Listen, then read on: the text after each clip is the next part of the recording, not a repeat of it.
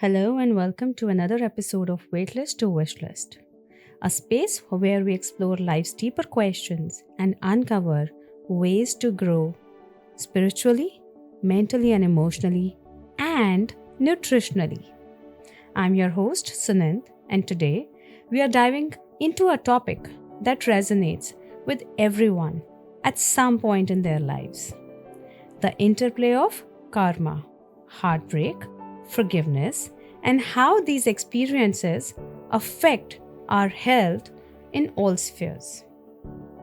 Have you ever looked back at your life and noticed patterns that feel too aligned to be mere coincidences? I'll share a personal story with you, one that changed my perspective on relationships, karma, and emotional healing. Before I got married, I dated 4 wonderful individuals, each at different times. I genuinely thought I had found love in those moments, but life had other plans. For me, they were deep and genuine. In all these instances, these men left me for someone else while I was still with them. It was a painful realization each time. I was left questioning my worth, my choices, and even the concept of love itself. Over time, I moved on and healed with great difficulty. Years later, I came to know that all these men had gone through bad separations or divorces in their relationships, in their marriages. It was a strange moment of reflection for me. Was this karma playing out? Was it divine justice? Or simply the natural course of life, maybe the cause and the effect? Karma is a mysterious and deeply layered concept. It's almost like the universe keeps a ledger, a balance sheet, meticulously balancing the energies of our actions, good and bad. It's almost like हम जो भी करते हैं वो हमारे पास किसी ना किसी फॉर्म में वापस लौट कर आ ही जाता है. But let me be clear, I never wished ill for these men. Even in heartbreak, my love was honest and sincere.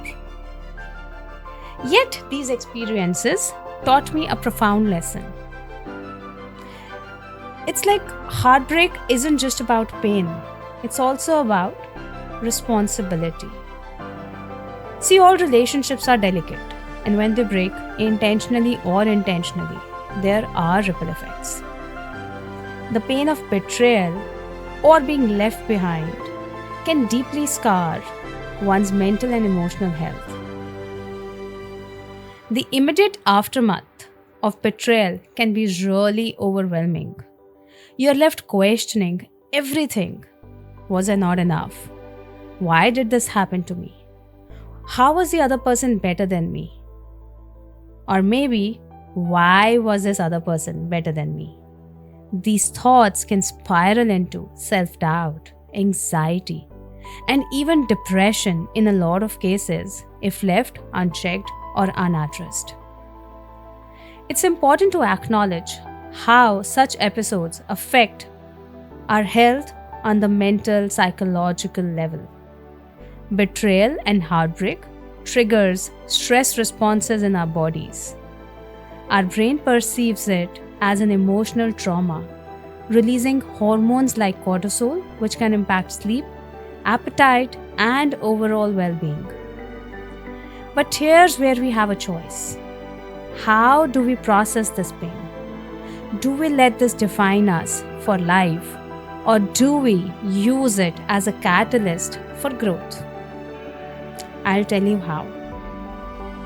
The first step is awareness. Recognize your emotions without judgment.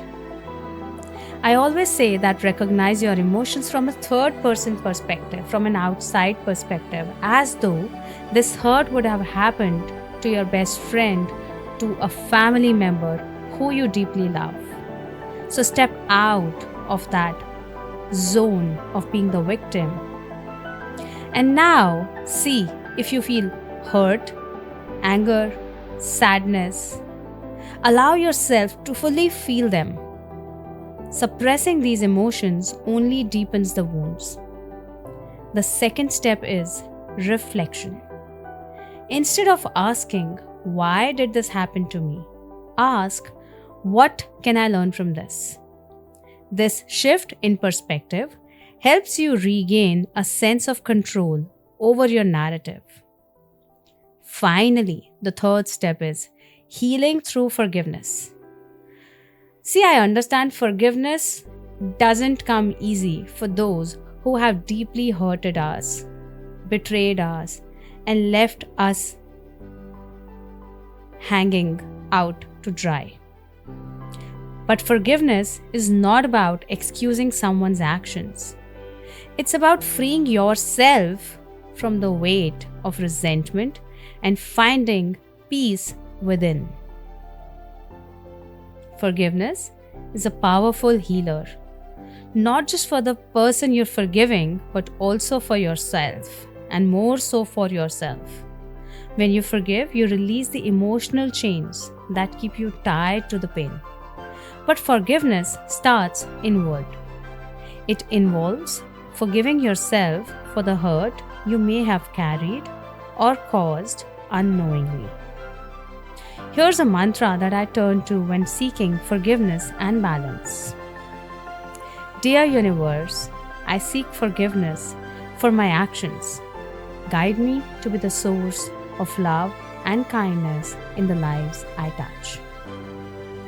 Repeat this mantra with sincerity as many times as you need.